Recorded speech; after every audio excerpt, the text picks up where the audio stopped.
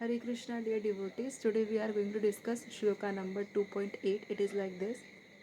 Nahi prapashyami mamapanudyat yacchokamuccho shanamendriyanam avapya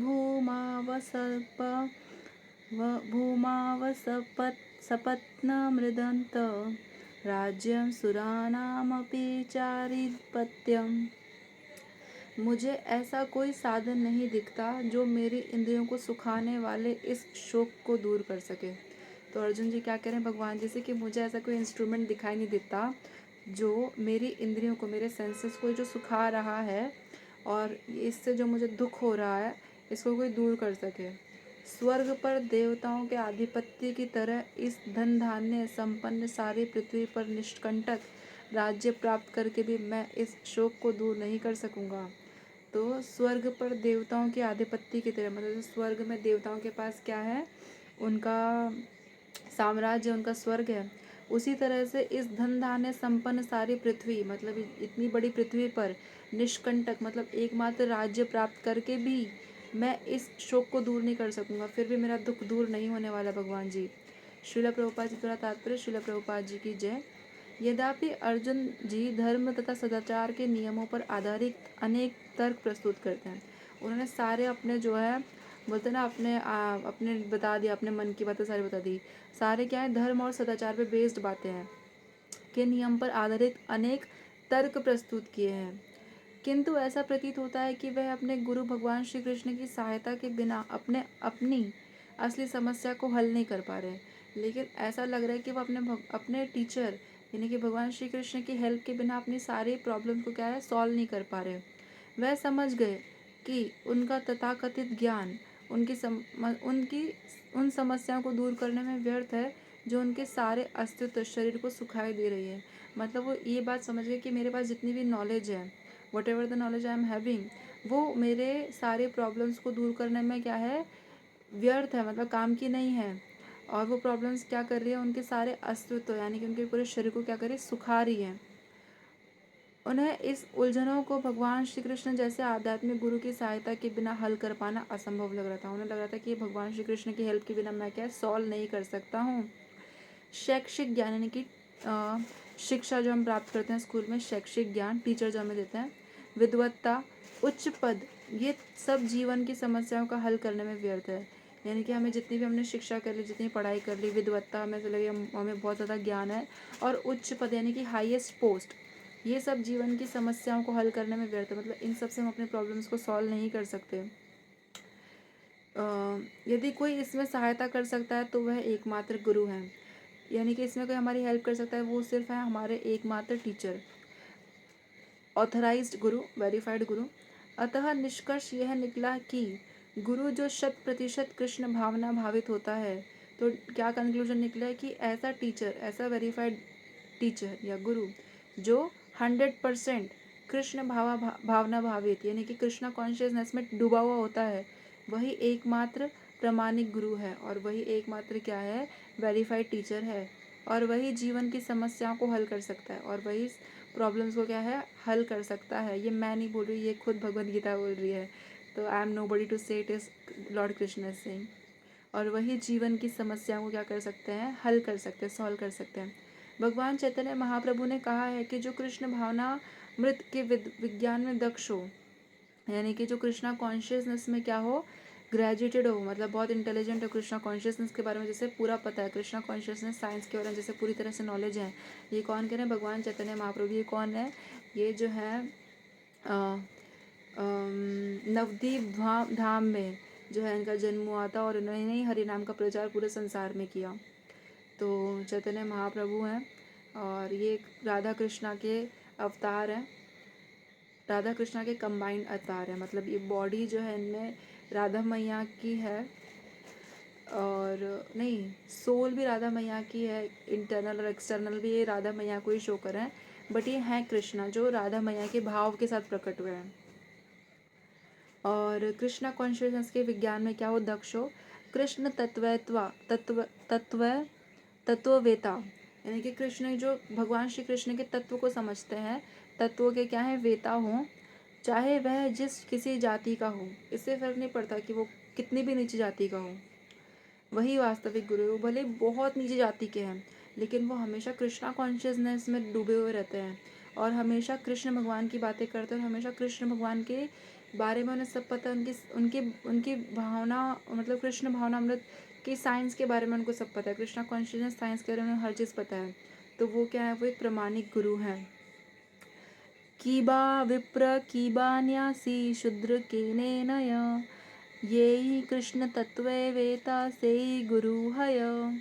कोई व्यक्ति चाहे वह विप्र वैदिक ज्ञान में दक्ष हो, निम्न जाति में जन्मा शूद्र हो, या किसी सन्यासी, यदि वह कृष्ण के विज्ञान में दक्ष है, कृष्ण तत्व वेता है, तो वह यथार्थ प्रामाणिक गुरु है। तो ये श्लोक क्या बोल रहा है कि कोई भी हो, वैदिक ज्ञान में दक्ष हो, या फिर वो निम्न जाति में जन्मा हो, नीचे जाति में हो, शूद्र हो, या कोई सन्यासी हो, लेकिन और अगर वो उन्हें कृष्ण कॉन्शियसनेस के बारे में, कृष्णा कॉन्शियसनेस साइंस के बारे में सब कुछ पता है, कृष्ण तत्व वेता है वो, तो वो क्या है, यथार्थी प्रामाणिक गुरु हैं, एक डिग्निफाइड और वेरीफाइड टीचर हैं।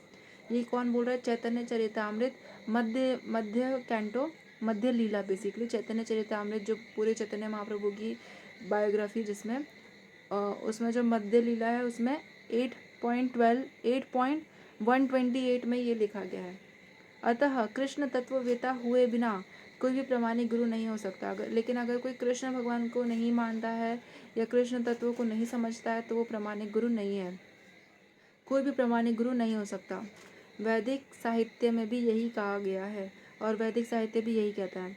षट कर्म निपुणो विप्रो मंत्र तंत्र विशारदः, अवैष्णवो गुरुर्न स्याय वैष्णव श्रपच्यो गुरुन।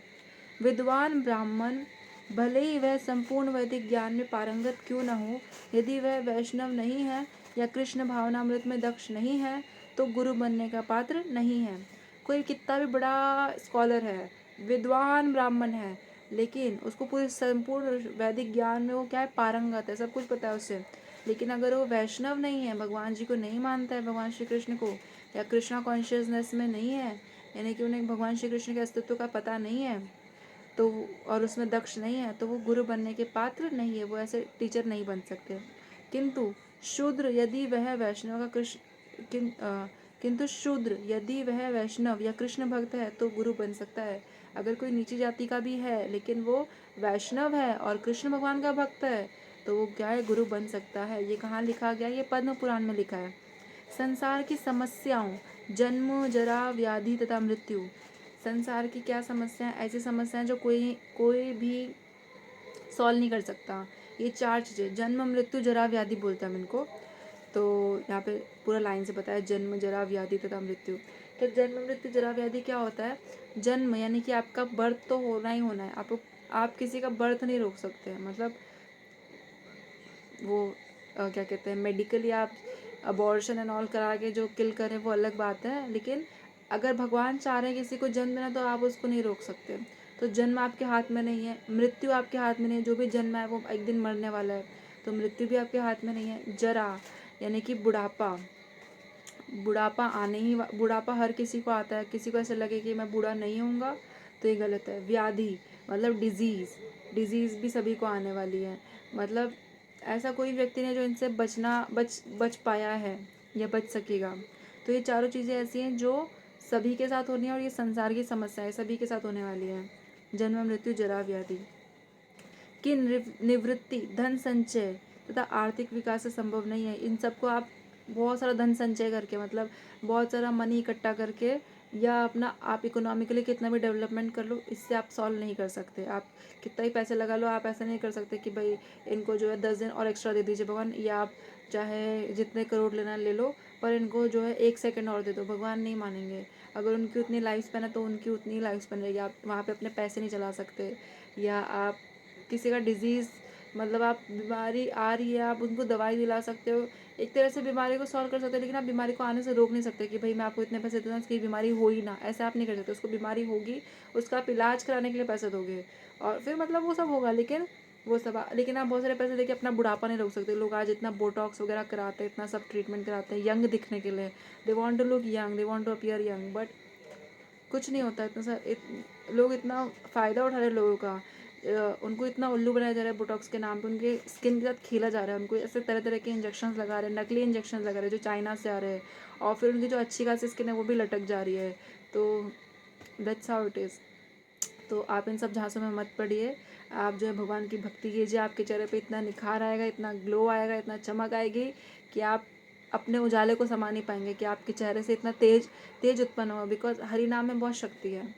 और आपका बुढ़ापा भी बहुत अच्छा जाएगा अगर आप हरि नाम लेते हैं तो हरि नाम में बहुत ताकत है, लोग समझ नहीं रहे, लेकिन एक समय आएगा कि शायद उन्हें समझ में आएगा।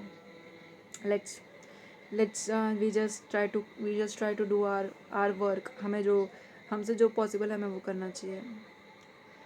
विश्व के विभिन्न भागों में ऐसे राज्य हैं जो जीवन की सारी सुविधाओं से तथा संपत्ति एवं आर्थिक विकास से पूरित है। आप भी जानते हो अर्थ पे ऐसे बहुत सारे जोग्राफिकल लोकेशंस हैं और ऐसे बहुत सारे स्टेट्स हैं जो जीवन की सारी सुख सुविधाएं वो देते हैं। मतलब चाहे आप ब्रिटेन, मतलब अलग अलग कंट्रीज ले सकते हैं, फिर इंडिया में भी कुछ ऐसे स्टेट्स होंगे, तो वो सारी सुख सुविधाएं देते हैं तथा संपत्ति यानी कि इकोनॉमिकली एवं आर्थिक विकास से क्या है पूरित है। मतलब उनके पास बहुत पैसा है, बहुत ज़्यादा धनी है, जैसे अमेरिका, चाइना, जापान और जर्मनी, या और भी कंट्रीज आप ले सकते हैं जो काफ़ी हाईली वेल मतलब इकोनॉमिकली स्ट्रॉन्ग है, कह सकते हो आप। किंतु फिर भी उनके सांसारिक जीवन की समस्याएं ज्यों की त्यों बनी हुई हैं, लेकिन फिर भी उनकी जो जीवन की प्रॉब्लम्स है वो वैसी की वैसी है, तो सॉल्व नहीं हुई इतने पैसे होने के बाद भी। वे विभिन्न साधनों की से शांति खोजते हैं, अलग अलग जो है इंस्ट्रूमेंट से क्या करते हैं, शांति खोजने की कोशिश करते हैं कि मैं जो है आईफोन ले लूँगा तो मैं सुखी हो जाऊँगा, या मैंने वही बहुत बार ये वाले एग्जांपल्स दिए कि महंगी कार, महंगा घर, महंगा ये, महंगा वो, ट्रॉफी वाइफ, तो इस तरह से चीज़ें जो है मैं अपने आप को खुश कर लूँगा, एक सोसाइटी में अपना स्टेटस बना लूँगा, इतना नेम फेम कमा लूँगा और फिर मैं बहुत खुश हो जाऊँगा, और इतना पैसा ही कमा लूँगा फिर मैं बहुत खुश हो जाऊँगा।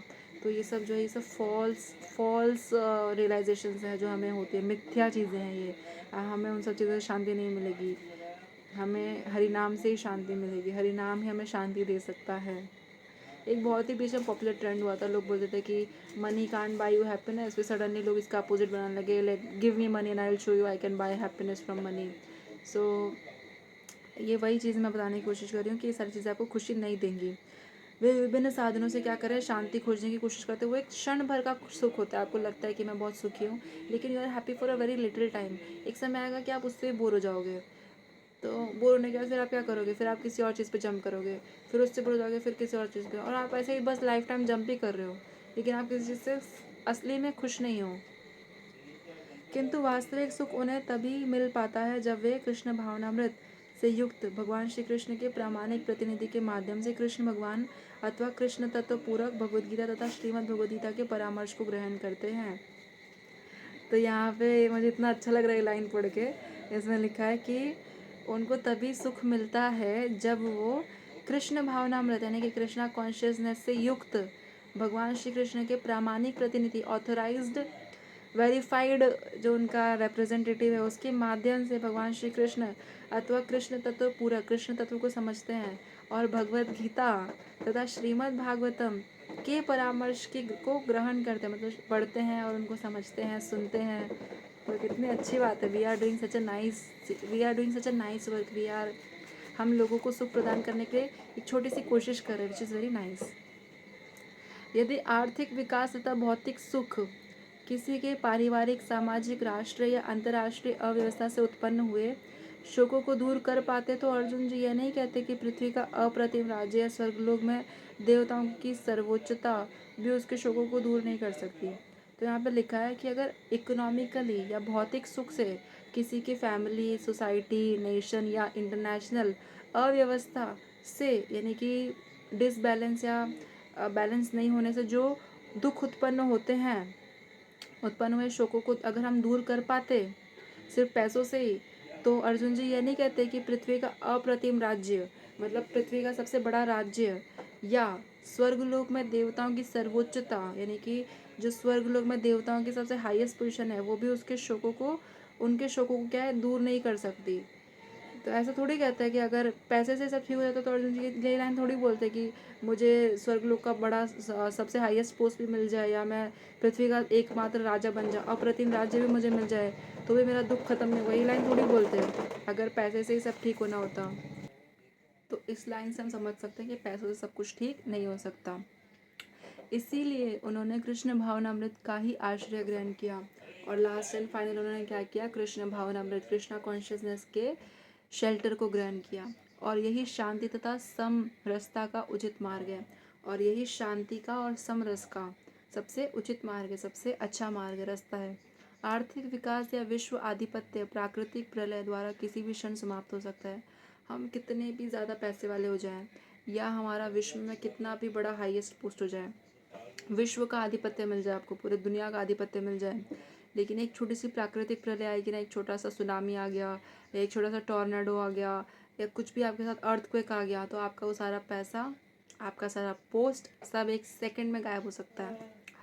तो प्राकृतिक प्रलय द्वारा किसी भी क्षण समाप्त हो सकता है, कभी भी ख़त्म हो सकता है। It is like it is for a very little time, कभी भी वो जा सकता है। वो कोई कितना भी स्टैम्प पेपर को लिख दे, लेकिन वो हमेशा ही आपके साथ रहेगा, ये कहीं नहीं लिखा हुआ। या वो आपके लिए परमानेंट है, ये भी कहीं नहीं लिखा हुआ। वो सिर्फ एक टेम्पररी चीज़ है जिसे हम परमानेंट समझते हैं। यहाँ तक कि चंद्रलोक जैसे उच्च लोकों की यात्रा भी, जिसके लिए मनुष्य प्रयत्नशील है, एक झटके में समाप्त हो सकती है। यानी कि चंद्रलोक जैसी उच्च लोकों की यात्रा, चांद पे जाना भी, जिसके लिए मनुष्य प्रयत्नशील, हम प्रयास करते हैं, एक झटके में समाप्त हो सकती है, वो भी एक झटके में ख़त्म हो सकती है।